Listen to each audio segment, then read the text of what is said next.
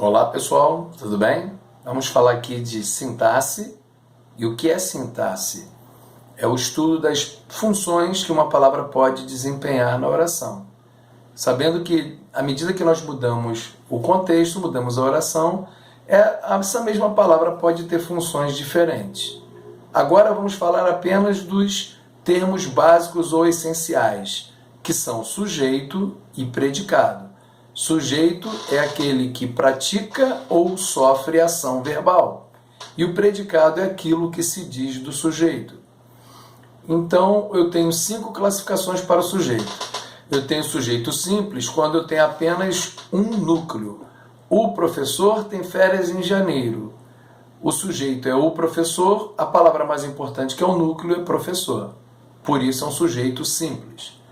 Quando eu tenho sujeito composto, eu tenho mais de um núcleo. Por exemplo, o professor e os alunos têm férias em janeiro. Então, o professor e os alunos é o sujeito da oração. Então, temos 2 núcleos, professor, alunos. 2 núcleos, sujeito composto. Poderia ter mais núcleos, não existe um limite.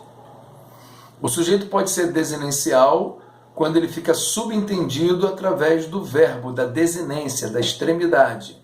Por exemplo, visitamos Itaquaquecetuba. Você sabe que o sujeito é o pronome nós por causa da terminação mois, de visitamos. Primeira pessoa do plural, nós. O sujeito pode ser indeterminado quando ele der uma ideia vaga, imprecisa. Então, eu posso construir esse sujeito indeterminado de 2 maneiras. Com o verbo na terceira pessoa do plural, sem a presença de pronome ou qualquer substantivo, mudaram o balanço de lugar. Quem mudou, não sabemos. Ou através da terceira pessoa do singular, seguido da partícula C, que a gente chama de índice de indeterminação do sujeito. Mudou-se o balanço de lugar. O sujeito também pode ser inexistente, quando a oração tem verbos ou verbo impessoal. Por exemplo, o verbo fazer dando ideia de tempo. Faz 1 ano de muito calor. Faz 2 anos de muito calor. Notem que o verbo impessoal sempre vai ficar na terceira pessoa do singular, independente do tempo. Verbo haver dando ideia de existir. Houve chuvas torrenciais. Houve, sinônimo de existiu. Então, daí, não termos sujeito. Ventou bastante ontem. O verbo indica um fenômeno da natureza. Então, notem que o sujeito inexistente trabalha com verbos impessoais. Alguns autores chamam de oração sem sujeito, ok? O predicado, que é aquilo que se diz do sujeito, você pode ter 3 classificações. A primeira é nominal, quando você tem um verbo de ligação, ser, estar, parecer, permanecer, continuar, ficar, tornar-se, seguido de um predicativo do sujeito. Lembrando que o predicativo é uma característica. Por exemplo, os alunos estão ocupados. Estão é o verbo de ligação estar, ocupados é uma característica do sujeito alunos. Daí chamar predicativo do sujeito.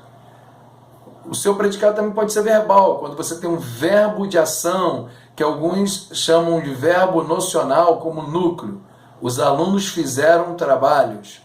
O núcleo do predicado é o verbo aí, fizeram, que é o verbo fazer. E pode ter um predicado verbo nominal, quando você possui 2 núcleos. Um verbo de ação, seguido de um predicativo. Esse predicativo pode ser um predicativo do sujeito ou predicativo do objeto. Por exemplo, os alunos encontraram a professora apressados. Encontraram é o núcleo, que é um verbo de ação, e apressados é o predicativo do sujeito, alunos. Outro exemplo, os alunos encontraram a professora apressada. Núcleo continua sendo o verbo encontraram, que é um verbo de ação, e apressada é uma característica da professora, é o predicativo do objeto. Ok?